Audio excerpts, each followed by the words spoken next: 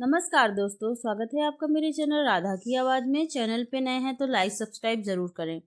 आज नीना को ज़बरदस्त झटका लगा था। वो इतनी दुखी हो गई थी कि उसकी आंखों से अविरल आंसू धारा बहने लगी थी। तभी रजत ऑफिस से घर लौटते हैं, बिना उसकी ओर देखे अपनी धुन में बोले, आज बहुत थक गया हूँ, जरा मस्त कड़क अदरक वाली चाय तो पिलाओ। नीना अपने स्थान पर जड़वत बैठी रह गई थी। कोई प्रतिक्रिया न देखकर अपने जूते मोजे उतारते रजत ने उसकी ओर देखा, दृष्टि डाली। और यह क्या, तुम रो रही हो? फिर अम्मा से कुछ नोकझोंक हो गई है क्या? अरे बोलती क्यों नहीं? मैं कुछ पूछ रहा हूँ। मैं तुम दोनों की किचकिच से परेशान हो गया हूँ। आज अम्मा से आर या पार करना ही होगा। बहुत समझा चुका, पर वो तो कुछ समझने को तैयार ही नहीं होती हैं। वो बड़बड़ाते हुए उठने को था, तभी नीना ने झटके से उसका हाथ पकड़कर वहीं बैठा दिया और तेजी से बोली, बूढ़ी अम्मा को सबक सिखाने से पहले तुमको भी तो सबक सिखाना पड़ेगा। इतनी बड़ी कंपनी के सीईओ हो, पर व्यवहारिक अक्ल की तो बहुत कमी है।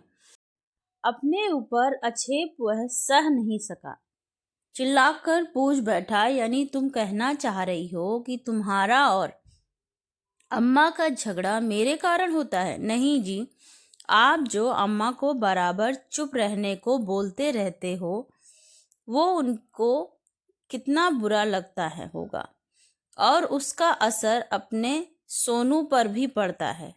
यह कभी सोचा तुमने? रजत को याद आया, आज सुबह ही किसी बात पर अम्मा जी से कुछ बोल हो रही थी और उसने उनको हमेशा की तरह अम्मा तुम तो चुप ही रहो कहकर फटकार दिया था।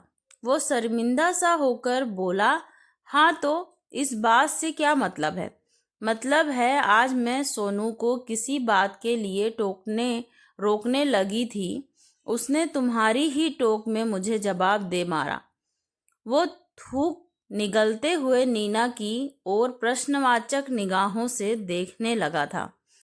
नीना ने डबडबाई आंखों से उसे घूरते हुए कहा था, आज उसने मुझे बोल दिया।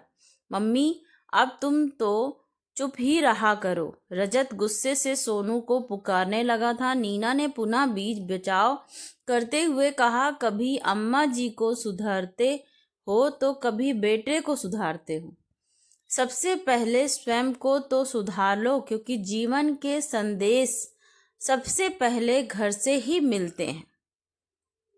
धन्यवाद दोस्तों, ये छोटी सी स्टोरी आप लोगों को पसंद आई तो प्लीज़ लाइक एंड सब्सक्राइब ज़रूर करें। Thank you so much for watching.